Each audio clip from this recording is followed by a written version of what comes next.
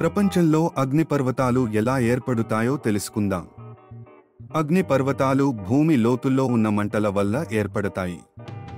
భూమి లోపల ఉన్న మంటలు పగుళ్లు ద్వారా బయటకు వస్తాయి.